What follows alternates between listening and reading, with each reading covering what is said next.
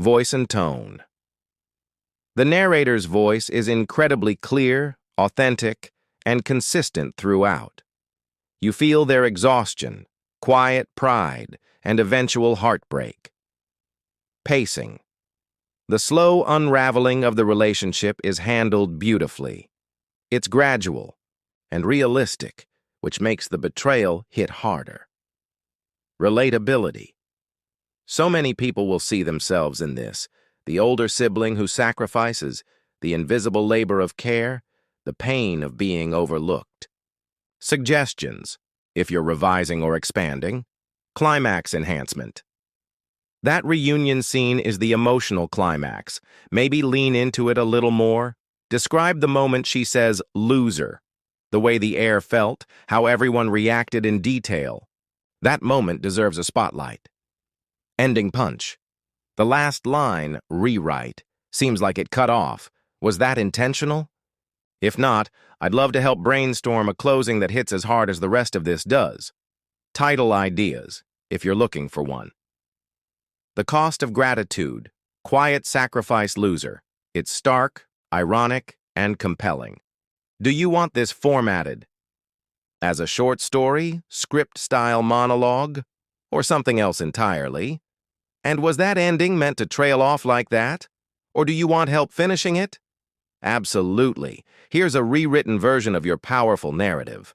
I kept the structure and tone intact while refining the flow, sharpening some of the emotional beats, and ensuring clarity. Let me know if you want it in a specific format, like a monologue, short story, etc. Here's the revised version. That night, I got out of bed and sat in the kitchen at 5:56 a.m., staring at the budget spreadsheet I'd been updating for years. Rent, utilities, groceries, transportation, 604, tuition fees, textbooks, laptop repairs, phone bills, all in my name, all on my card. I started adding it up, line by line. What I'd spent on Emily in the past year alone could have been a down payment on a small home, or a used car, or my own continuing education. Instead, I had nothing, no savings, no vacations, just exhaustion, resentment, and a roommate who called me a loser to my face. She hadn't come home after the reunion, probably staying with friends. She didn't even text. Not that I expected her to. That was how it always went. Emily floated from favor to favor, certain someone would catch her. And I always had, but not anymore. I didn't say anything right away. That would have been too easy, too expected. I needed time. I needed a plan. So I kept playing the role, the quiet, dependable sister in the background. When Emily finally came home 2 days later, she acted like nothing had happened. No apology, not even a sideways glance. Just flopped onto the couch with a smoothie and asked if I'd paid the electric bill. I said yes. I always did. The next few weeks passed like a slow burn. Classes, parties, online shopping. Every now and then, she'd toss out a comment about how hard her life was, how some people had it so easy. A dig at me. Always with a smile. She started bringing her friends over more. Loud, messy people who left their trash everywhere and treated my shampoo like a complimentary gift bag. I didn't complain. I let it pile up. Let her feel safe. But every night, once she went to sleep, I was up, updating the same spreadsheet. Expenses, deadlines, exit plan. I contacted the landlord. Quietly. Checked the lease. I owned the apartment.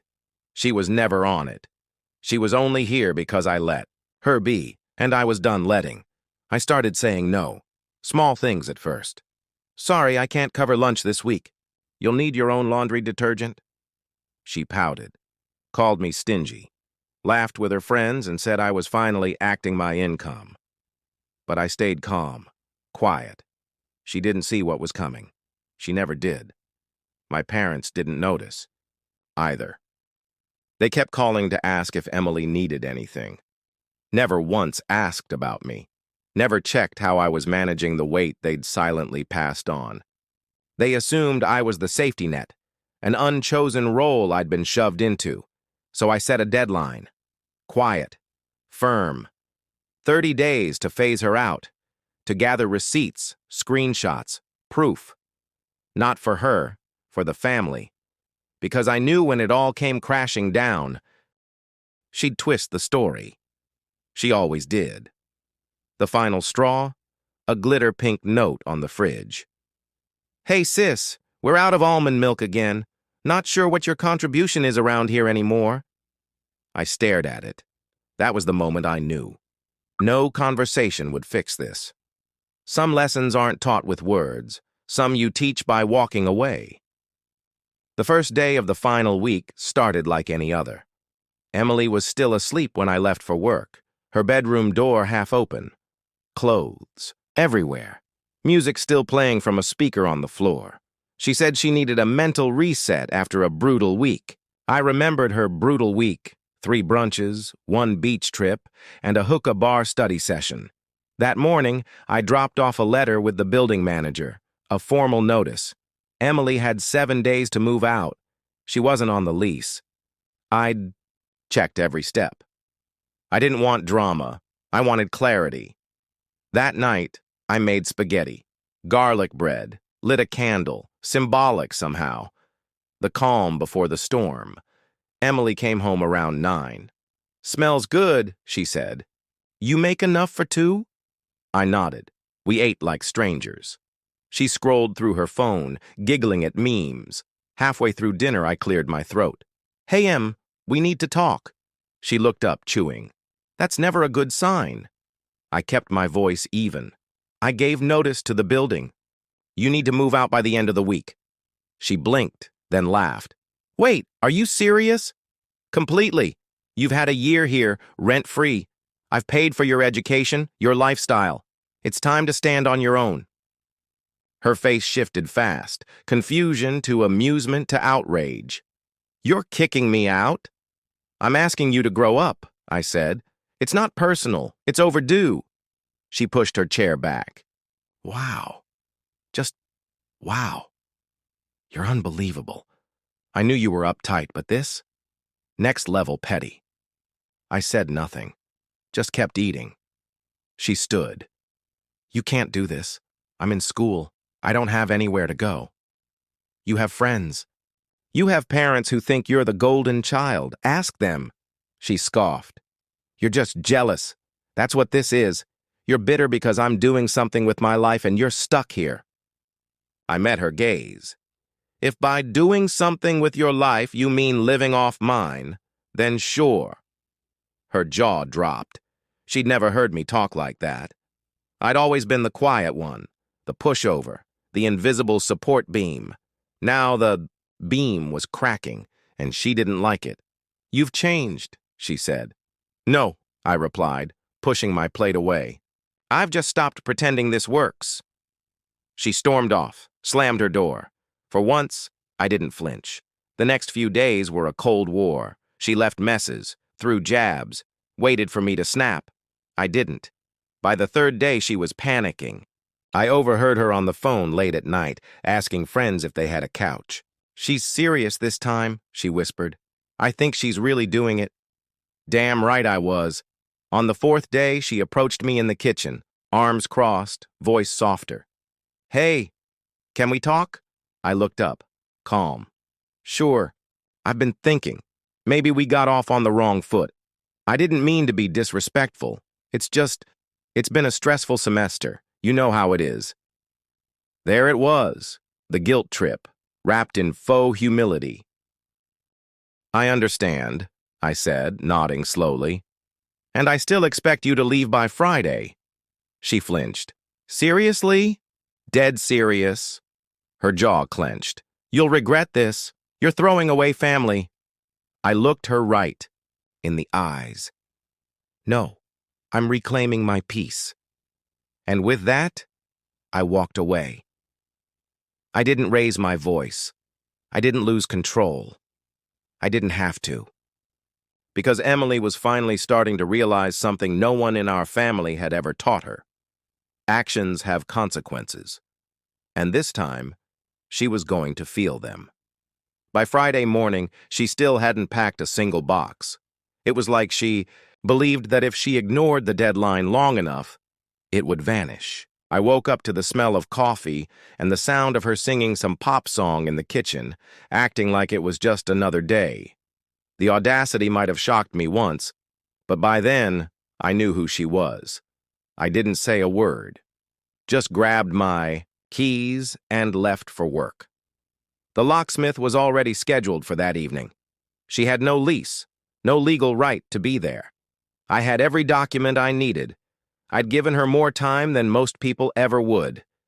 Still, I braced for chaos. And I didn't have to wait long. The first call came at noon. My mom. "Lauren, what is going on? I just got off the phone with Emily. She's in tears." I took a breath and kept my voice calm. "She's being asked to leave. That's it."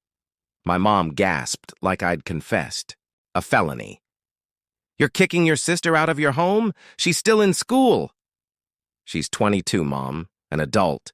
She's lived here rent-free for over a year. I've paid for her textbooks, groceries, even her Netflix."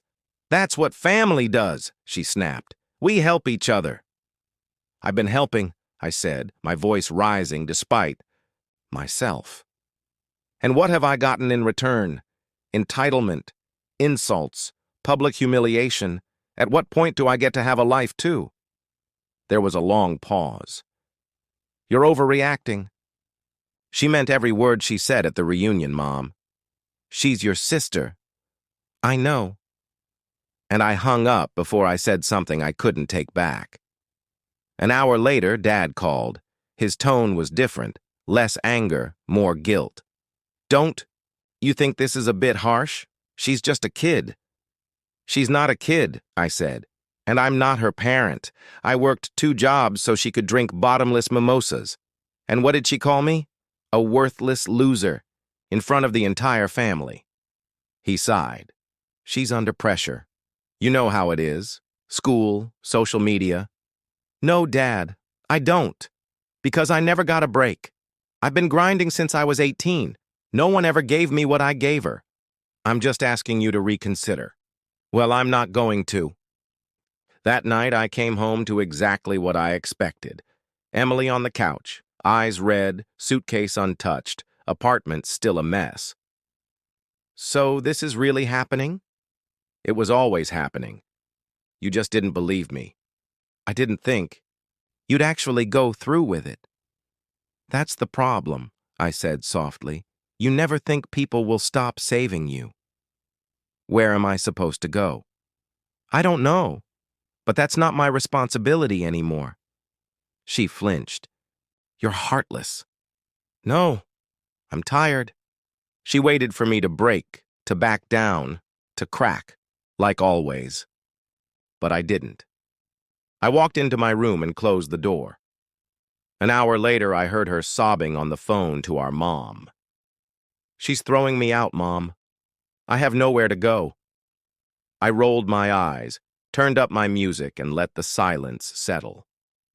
Because for the first time in this story, I wasn't the villain. I was the rescuer finally stepping off the stage. The next morning, she was gone. No note, no apology. Just a hollow silence and an empty room.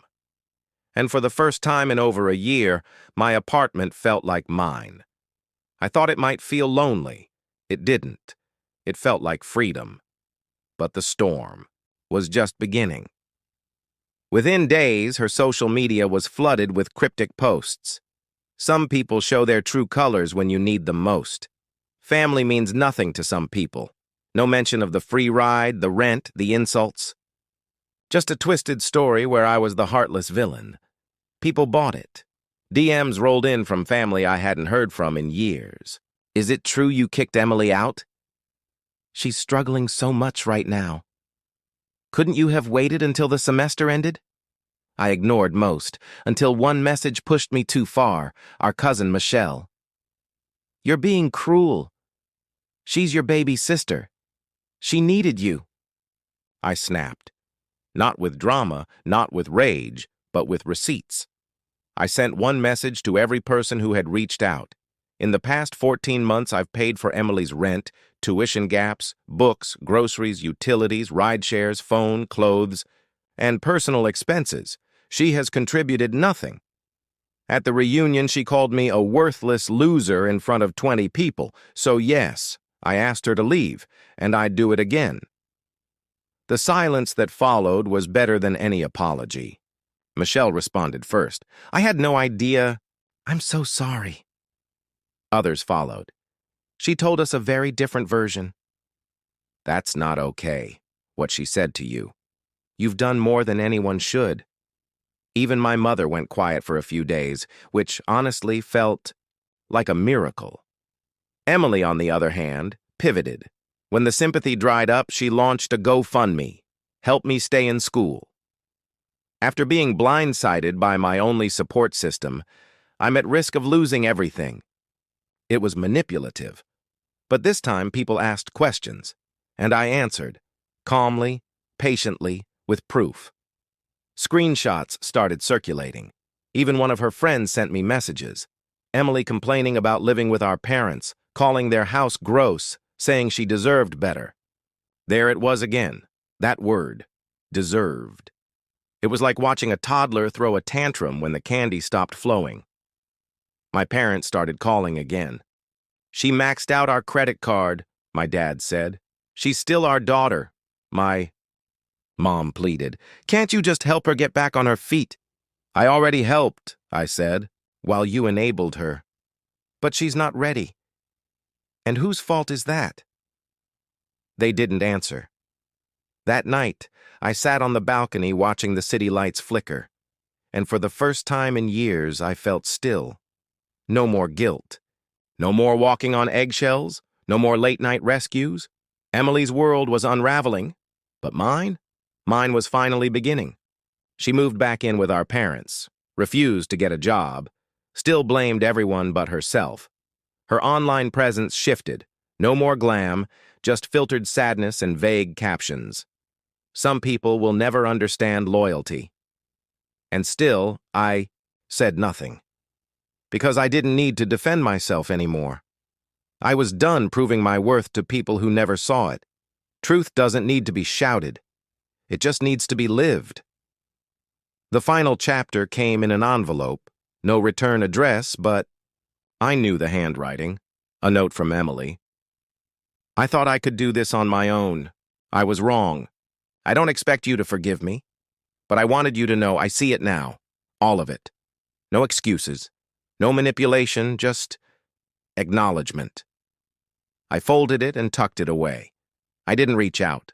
I didn't reply. Because forgiveness isn't always about reconnection. Sometimes it's about release. And I was done carrying the weight. I wasn't angry anymore. I wasn't bitter. I was free. And for the first time in my life, I knew, with absolute clarity, I did the right thing.